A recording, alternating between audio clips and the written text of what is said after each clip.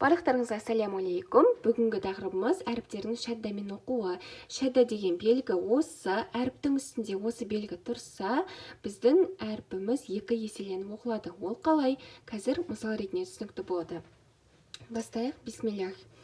Әппә, әппә, иппә, иппә, үппә, үппә. Яғни Б екеу болып отыр, иә? Осы белгі тұрғандықтан Б әрпінің үстінде.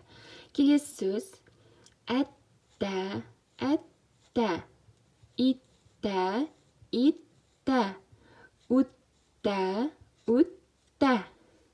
Мен бірінші сөзді екі рет оқып жатырмын. Ол түсінікті шығар, иә? Әссә, әссә, иссә, иссә, үссә, үссә. Әджә, әджә, итжә, итжә, үтжә, үтжә. Әрхә, әрхә, ирхә, ирхә, урхә, урхә. Ескерте кетейін, осы мен оқығандай, бір тордың ішіндегі сөзді 30 рет оқып шығыңыз, сол кезде миыңызда өте жақсы қалады, ешқашан ұмытпайтын боласыз. Ерінбей оқып шығыңыз. Бисмиллах. Әхха, әхха, ихха, ихха, ухха, ухха. Әттә, әттә, иттә, иттә, үттә, үттә. Әззә, әззә, иzzә, иzzә, үzzә, үzzә. Мен қалғандарын бір реттен оқимын. Сіздерге түсінікті болады деп ойлаймын. Әрра, ирра, урра. Әззә, иzzә, үzzә.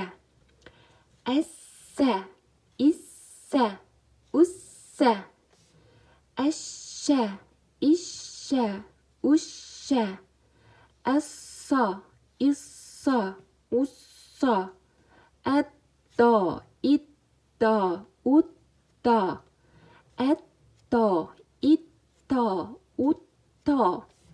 Әзза, изза, усса. Келесі бізде ғайн әрпі. Әрғә, ирғә, үрғә. Ғайн әрпін біразы шығара алмаймыз деп айтты. Бұны шығару үшін көп жаттығу қажет. Ол тамақтан қысылып шығады, бірақ міндетті түрде шығады. Талпынсаңыздар болды. Әғға, иғға, ұғға. Әффә, иффә, үффә. Әққа, иққа, ұққа. Әккә, иккә, үккә. Әллә, иллә, үллә. Әммә, иммә, үммә. Әннә, иннә, үннә. Әуә, иуә, уә. Қараңыздар, у болып тұр, өзі у болып тұр. Сондықтан тройной дейді, үшеулік болады. Уә болады. Әхә, ихә, үхә. Хә әрпі жеңіл шығады, тамақ қысылмайды. Үх дейміз ғой, сол сияқты шығады. Келесі әйя, ия, уия. Осымен сабақ тамам. Барлықтарыңызға ассалаумалейкум.